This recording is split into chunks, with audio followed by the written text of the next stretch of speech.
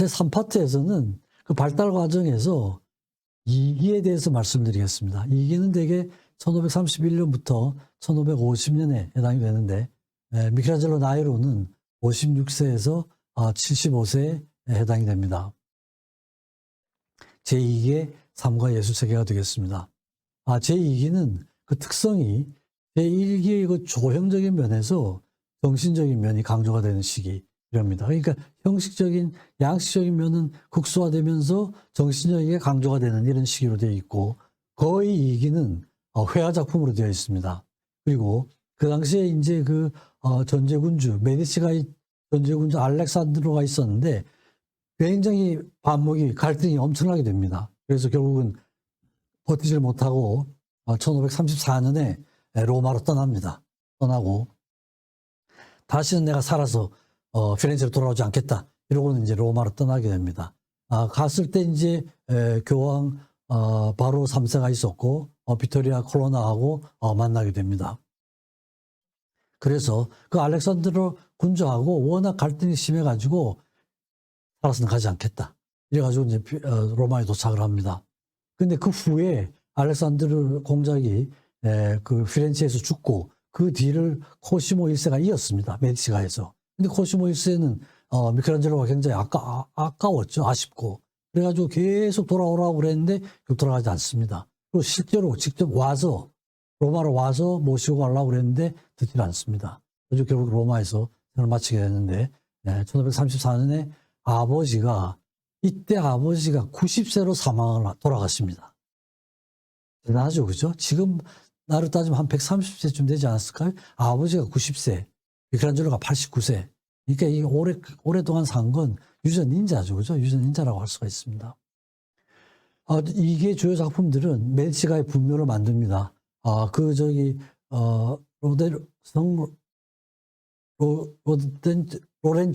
로렌초 성당이 있거든요. 그건 메디치가의 성당입니다. 그 안에 이제 메디치가의 분묘가 있는데, 로렌초 데 메디치, 그 동생 줄리아노 데 메디치의 분묘를 만듭니다. 이 로렌초 데 메디치는 제가 아까 말씀드렸던 그 로렌초 데 메디치의 손자예요. 손자가 할아버지 이름을 그대로 딴 겁니다. 이건 손자일 겁니다. 여기에서는 이제 여러 가지 건축과 조각이 통합이 된다든지 여러 가지 그 대립적인 면이 통합이 되는 이런 내용들입니다.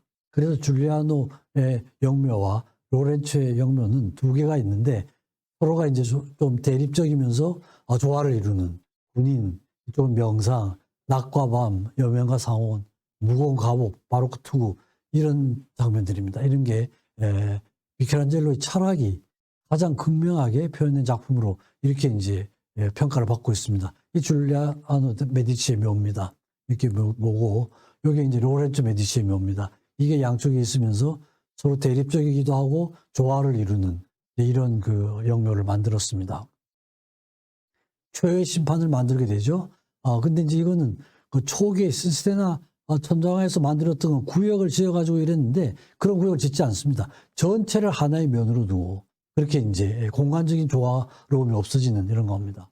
그리고 통일적 질서 인식의 의식적인 침해, 그거 아주 의도적으로 원칙을 깨는 것 같은, 말씀드린 것 같이 구획되지 않고 하나의 커다란 화면을 이루고, 그 다음에 그 그리스도가 아주 최후의 판정을 하는 그 단호한 제스처, 그게 이제 전체 중심축을 이루고 있고, 또 여러 가지 천당, 지옥, 연옥 이런 게 있습니다.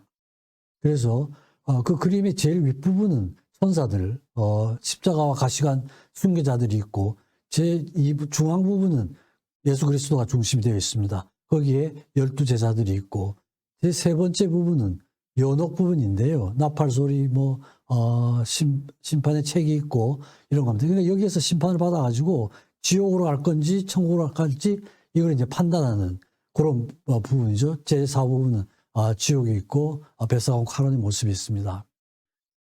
그래서 이제 그 최후의 심판에 보면은 거기에 미켈란젤로 자신도 집어넣었어요. 바르톨로메오라는 순교자가 있었는데 그 순교자가 순교를 나타내는 자기 얼굴 가죽을 들고 있는데 그게 미켈란젤로의 모습이에요. 사도적인 자화상인데 자기의 어떤 죄악이라든지 무가치함을 나타내는 게 아니냐 이렇게 평을 받고 있습니다.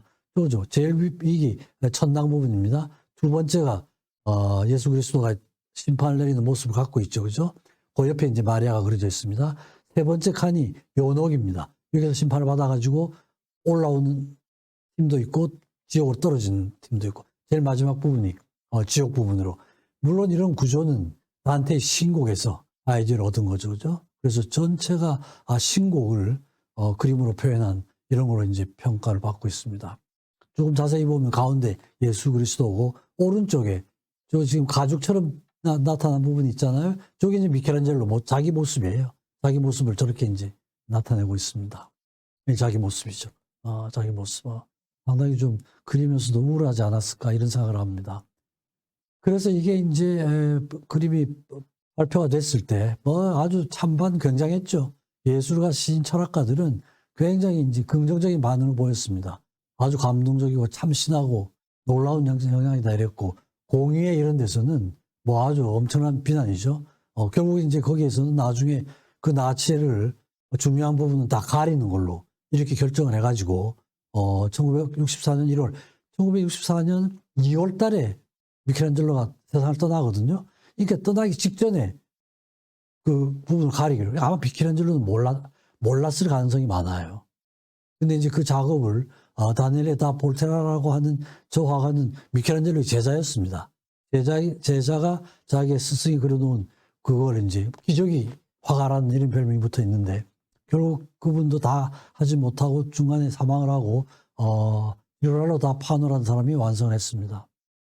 아까 말씀드렸듯이 히드리아누스라는 6세가 아주 파괴를 하려고 그랬는데 일찍 죽는 바람에 그렇게 되진 않았습니다.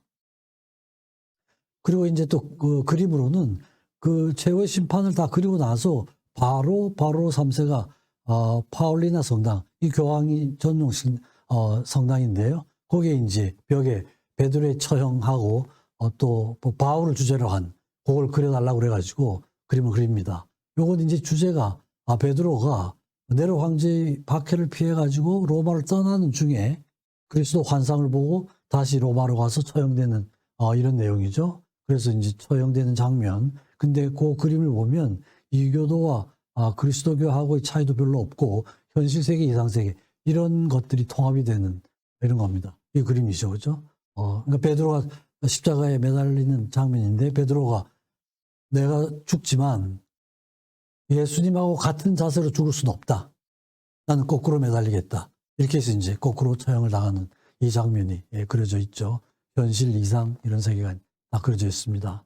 또 두 번째 그림은 성 바오로의 회개인데 바오로가 그 세리였잖아요. 세리로 다마스커스의 신자들을 체포하러 가는데 갑자기 하늘에서 빛이 나고 소리가 나서 회개한다는 이 내용이 아마 사도행전에 나오는데 이걸 주제로 해서 그린 그림입니다. 그래서 하늘의 빛으로 바오로가 부축을 받는 장면이 있고 하늘에는 예수와 성자들이 이 기적 장면을 보고 있는 이런 장면으로 되어 있습니다. 이게 파울리나 그 성당인데 양쪽 벽에 두 개 그림이 그려져 있습니다. 이 그림이죠. 가다가 바오로가 하늘에서 빛과 큰 소리를 들으면서 회개하는 쓰러진 옆에 사람들이 부축을 하는 이런 장면이고 하늘에서 내려다보시는 장면들 이 두 가지 그림을 그렸습니다.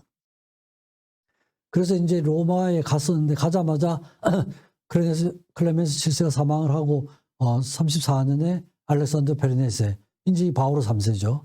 이제 이 교황은 과거 코페르니쿠스 강의를 들을 때 미켈란젤로하고 같이 강의를 들었던 그 메디치가의 사람이었죠.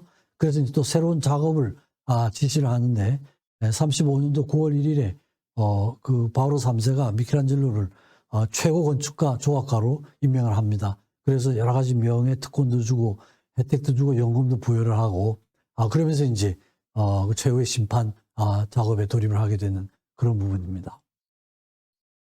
그다음에 이게 그 토마스 데 카발레일이라는 이 젊은 화가인데 이제 굉장히 논란이 많은 부분이에요. 혹시 이게 동성애자가 아니었나? 이제 남자 젊은 화가였거든요. 그래서 이탈리아 쪽에서는 플라토니카 르라우브다 이렇게 주장을 하고 그 동성애를 주장하는 사람들이 또 일부 있었습니다.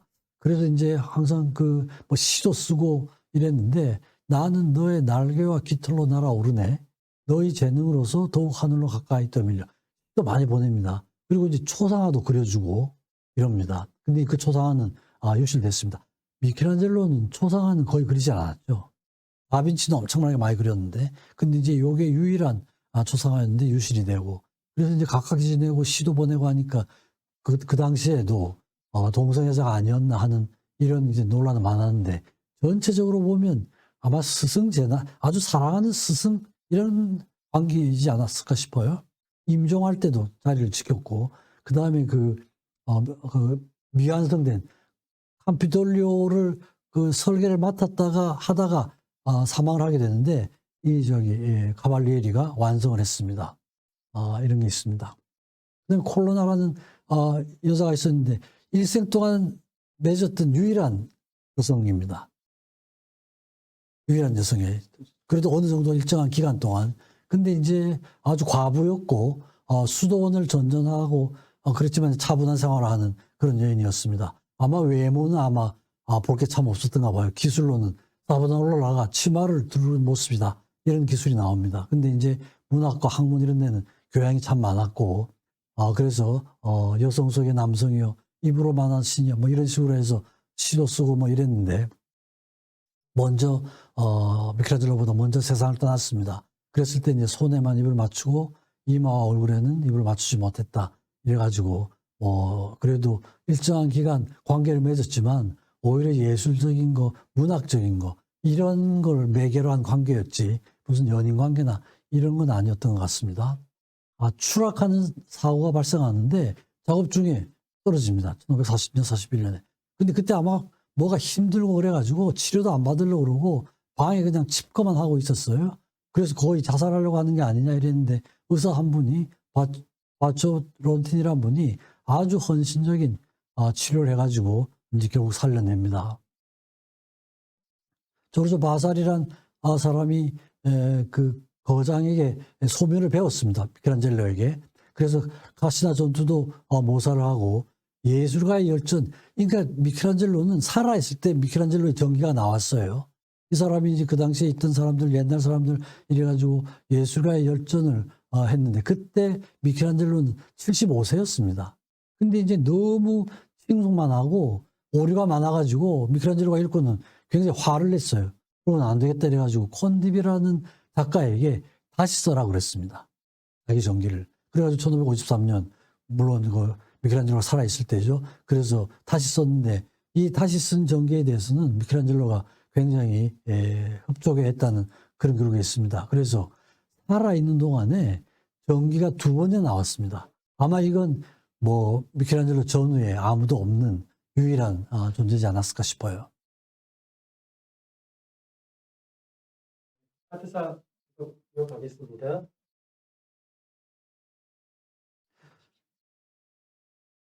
네. 다음은 그 아파트인데요. 여기서는 이제 그 미켈란젤로의 삶과 예술 세계의 제3기, 나이로는 76세에서 89세 정도가 됩니다. 그걸 말씀드리고 요약하고 핵심 사상을 정리를 해보겠습니다. 그래서 전체적으로 보면 초기는 아주 고전적 이상주의를 추구한 그런 시기였고 중기에는 뭐 간단하게 말씀드리면 영웅적 수행기 이렇게 말씀드릴 수가 있고 3기는 숭고한 비극적 결론이다. 이렇게 이제 간단하게 얘기를 하고 있습니다. 그래서 탄생과 죽음, 환희와 고통, 사랑과 증오 이런 여러 가지 대극적인 것들이 갈등을 일으키면서 통합이 되는 이런 식이라고 말씀드릴 수가 있을 것 같습니다. 근데 이 3기에는 작품이 딱 하나입니다. 피에타만 만들었어요. 그러니까 미켈란젤로가 일생 동안 4개의 피에타를 만드는데 하나는 제1기에 만들어졌었죠. 그 유명한 피에타가 있고 나머지 3개는 제3기에 만들어집니다. 근데 이제 이 3기에는 이 작품이 전부 다예요. 다른 건설적인 건 빼고. 그래서 이제 그 1552년에 또 산피에트로 대성당의 건설 책임자를 맡게 되고요. 근데 57년에 대원계 목재 모델을 완성합니다. 82세 때예요. 그러니까 저 때도 활동을 활발하게 할 수 있을 정도로 굉장히 아주 건강했던 것 같습니다. 그리고 이제 피에타를 만들었는데 피렌체, 팔레스트리나, 론다니니 다 미완성입니다. 다 미완성이 만들고 이랬는데. 그래서 이제 피렌체 피에타. 이제 저 앞에 피렌체가 붙어 있는 건 이제 처음 발견됐을 때의 위치에 따라서 이름을 그렇게 붙이고 있습니다. 4인 구성으로 되어 있습니다. 그래가지고 마리아 막달레나 그리스도 니고데모 원추형이고 서정적인 고요함을 나타낸다. 이게 이제 피렌체 피에타. 뒤에 있는 니고데모인데 미켈란젤로 자신의 모습이에요. 이거는 아마 자기가 자기의 그 묘가 나중에 만들어지면 거기에 배치하려고 만들었던 그런 그 피에타입니다. 마리아가 있고 그리스도가 있고 4인이죠.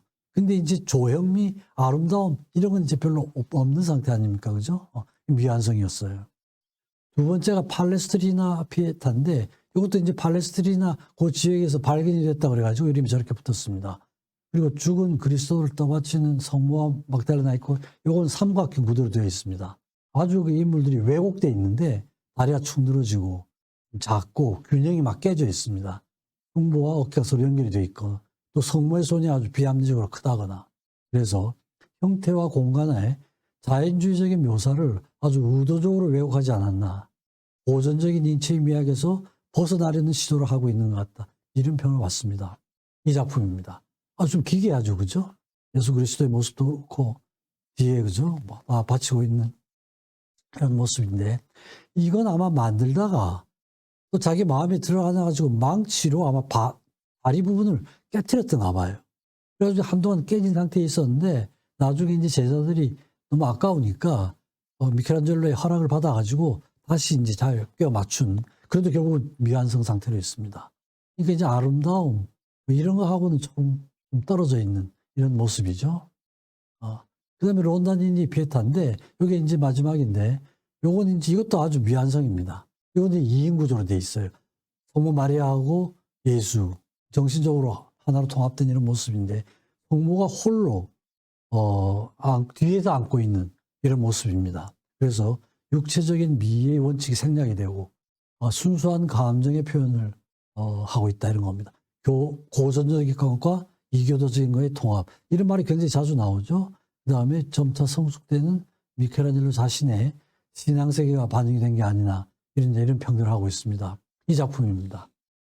혼자 뒤에 마리아가 앞에 서 있는 아주 말라 비틀어진 예수를 뒤에서 안고 있는 이런 모습이죠. 론다니니에서 이게 발견이 되고 지금은 밀라노의 프로스차 성 안에 박물관이 있거든요. 거기에 이제 지금 보존이 되어 있습니다.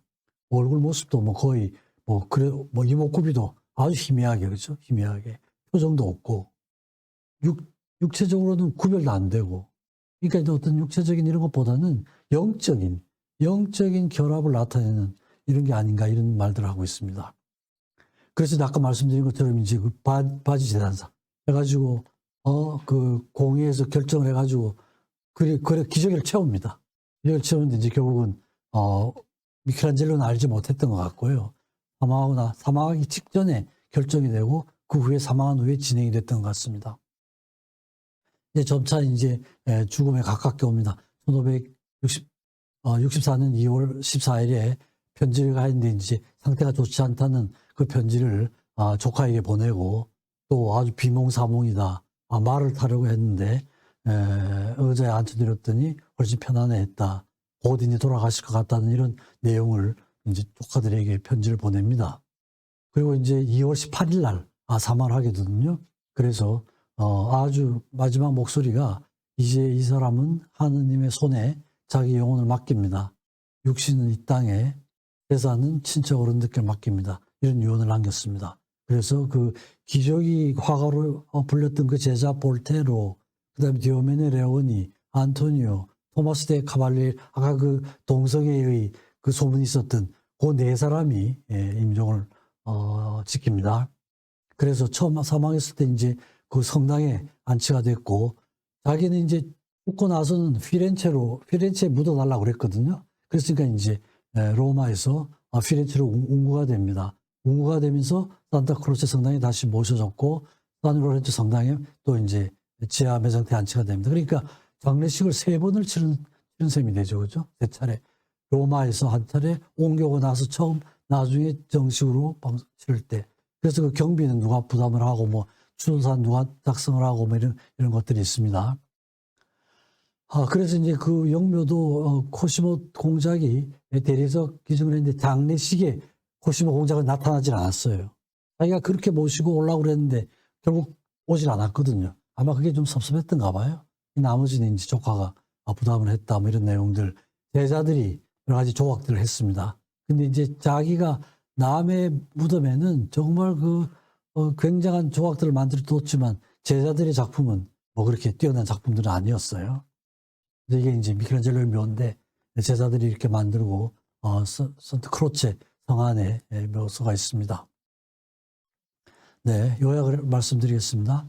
그래서 전체로 보면은 초기에 아주 고전적인 이상주의가 있고, 그죠? 거기에서 전성기 르네상스를 거쳐가지고 매너리즘, 바로크, 로코, 낭만주의로 이어지는데 그 전에 어떤 화풍이 이렇게 집대성이 되고 매너리즘의 문을 연 이런 이제 예술가로 그렇게 평가가 되고 있죠. 초기 조형상의 규범이나 이상미를 추구를 한 이런 것들. 그래서 인간이야말로 표현의 최고 매치다. 이런 사고방식이 있었습니다. 그 다음에 신플라톤 사상에서는 물질의 정신화 이런 거죠. 그죠?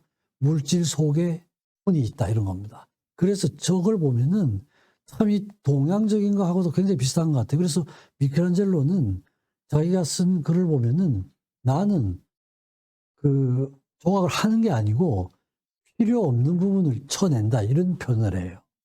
그러니까 이제 대리석 앞에 앉으면은 그 형상이 그려지는 것 같아요. 그럼 나머지 부분을 쳐낸다 이러거든요. 근데 우리나라도 보면은 불상을 만드는 사람들이 똑같은 소리를 해요. 한참 그 앞에서 이렇게 불공을 들이고 이러면은 어느 날 부처님 모습이 나타난다는 거죠.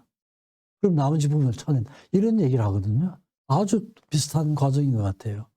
뭘 그 안에서 그려내는 게 아니라 필요 없는 부분을 쳐낸다. 이런 개념인 것 같습니다. 후기로 가면 고전적인 인체의 아름다움에서 사상적인 면이 그래서 보셨잖아요. 1기, 2기, 3기로 갈 때 여기에는 아주 아름다운 추구 조형미, 균형감 이런 걸 하다가 오면서 점차 그런 건 그냥 없어지잖아요. 그죠? 없어지고 정신적인 면, 육체적인 것보다는 그다음 영적인 면 이런 게 이제 상당히 강조가 되는 이런 과정이 됩니다. 그리고 이제 특히 마지막에 작품들이 다 미완성이에요. 그리고 중간에도 그 노예상들이 있었잖아요. 있었는데 그 미완성이 많거든요. 근데 이제 왜 미완성이냐? 이런 것도 이제 사실은 책도 있고 논문도 많습니다. 그래서 의도적으로 했을까? 아니면은 정말 시간이 없거나 이래서 그랬을까? 이랬는데 아마 이게 상당히 좀 부분적으로는 의도적인 게 들어가 있지 않았을까? 어느 정도 만들었을 때 자기가 표현하고 싶은 걸 다 표현을 하면 거기에서 중단을 한다는 거죠. 그죠? 그러니까 옆에서 보면은 미완성이지만 자기가 보기에는 완성이라는 것이죠. 그죠? 이런 개념입니다. 그래서 결국은 이 개념이 나중에 로댕에 와서 확실한 개념으로 정착이 됩니다. 로댕은 의도적으로 미완성이라는 걸 그 작품의 한 장르로 이렇게 발달시키죠. 시작은 미켈란젤로에서 온 것 같아요. 그래서 그 미완성 자체가 상당한 의미가 있다. 이런 걸 합니다. 그렇다면 이건 아주 굉장히 새로운 접근 방법 아니겠습니까? 그죠?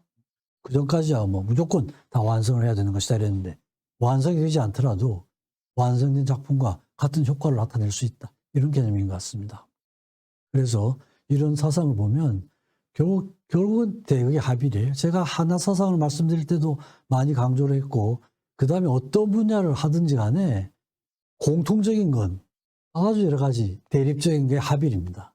장르 간의 벽을 깨는 거죠. 그죠? 건축과 회화, 조각. 선정화를 그릴 때 마치 조각이나 건축처럼 그랬다 이런 표현이 나오지 않습니까? 신과 인간의 합일. 각각의 관련 하나가 되진 않지만 노력을 하는 거죠. 시와 문학과 조각의 합일이죠. 문학적인 거. 참 그래도 운이 좋았어요. 그죠? 메디치가의 그 좋은 환경에서 그 많은 인문학자들, 대가들하고 같이 지내면서 배우고 디스커션하고 한 이게 저 작품에 다 반영이 되죠. 나한테 에 대한 연구, 시집도 냈습니다. 시집도. 그냥 시 쓴 게 아니고 아주 그 시인이었어요. 시인. 자유와 구속, 노예상을 많이 그리면서 자유로움과 구속이 어떤 것이냐, 주관과 객관, 물질과 정신, 신플라톤주의죠. 그다음에 종교적인 것도 이교도와 기독교가 같은 그림에 나타나는 이런 장면들, 현실주의와 이상주의, 신화, 종교, 도학, 다모, 그죠? 주제가 여기서 오는 거죠. 철학적인 것과 예술적인 것, 천문학 이런 것도 다 했죠, 그죠? 완성하면 아마 이거 외에도 또 정리를 하면 합일적인 요소가 굉장히 많을 거예요. 그래서 여러 가지 장르가 통합이 되는, 지금 말로 한다면 통섭적인 접근이라고 할 수가 있겠죠. 통섭적인 접근. 모든 관여된 분야들이 통합이 되는, 이게 이제 전체 핵심 사상이 아닌가 이런 생각을 합니다. 이게 이제 제가 말씀드렸는데 미켈란젤로의 시집이에요. 시집. 그죠? 편지하고 뭐 시집 이런 걸 해가지고 한 겁니다. 그래서 실제로 그냥 적당히 쓴 게 아니고 시 쓰는 것도 그 메디치가에서 같이 있으면서 다 배웠죠. 그죠? 그래서 토마스 만이라는 노벨 수상 작가가 미켈란젤로의 시에 대해서, 미켈란젤로의 시에 나타난 미켈란젤로의 감성에 대하여 이런 책을 썼으니까 뭐 그게 그냥 적당히 쓴 게 아니죠. 그죠? 그러니까 이제 문학적인 시적인 게 많이 관한 겁니다. 바살이라는 사람이 아까 말씀드렸던 전기를 썼어요. 그 당시 옛날 사람들에서 자기 나름대로 막 썼는데 미켈란젤로에 대해서는 너무 부풀리고 너무 그냥 지나쳐가지고 미켈란젤로가 이 사실이 아니다 이래가지고 이제 콘디비라는 작가한테 다시 쓰라고 그러죠. 그래서 이게 이제 콘디비가 쓴 미켈란젤로의 전기예요. 이건 보고 나서 굉장히 자기가 마음에 들어했던 이런 겁니다. 그래서 살아있을 때 그 전기가 나왔으니까, 그죠? 그 당시에도 얼마나 이제 거의 신적인 예술가다는 이런 소리를 들었던 그런 였습니다. 요건 이제 제가 가지고 있는 책인데 탁센이라는 이 출판사에서 거의 원본처럼 그 미술책을 만듭니다. 이거 미켈란젤로 그림을 거의 뭐 가서 보는 것보다 더 생생하게 볼 수 있는 이런 책이에요. 그래서 혹시 이제 뭐 보시고 싶은 사람이 있으면 제 방에 오면은 미켈란젤로 그림 조각, 뭐 습작한 거 모든 게 이쪽에 실물을 보는 것처럼 볼 수 있는 그런 책을 제가 한 권, 제 제자들한테 선물을 받은 책이 있습니다. 네, 뭐 이걸로 마쳐보겠습니다. 하여튼 뭐 오래 살아가지고 89세까지 살아서 아주 건강하게 그 론다니니의 그 피에타를 사망하기 한 3일 전까지 작업을 했다는 기록이 있습니다. 그러니까 제 생각에는 거의 뭐 자연사였던 것 같아요. 89세. 그 당시에 89세였으면 지금 뭐 한 120세쯤 되지 않겠습니까? 그래서 건강하게 살면서 여러 가지 갈등은 많았지만 정말 그 인간의 한계를 괴테가 시스템 성당하고 이걸 보고 나서 그런 얘기를 했다고 그래요. 하도 감동을 받아가지고 시스템 성당하고 미켈란젤로의 작품을 보기 전에는 인간의 한계가 뭔지 하는 걸 섣불리 얘기하지 말라 이런 얘기를 남겼다고 그럽니다. 이 사진은 제가 르브르 박물관에 갔을 때 그 죽어가는 노예 앞에서 제가 사진을 찍은 겁니다. 네, 경청해 주셔서 감사합니다.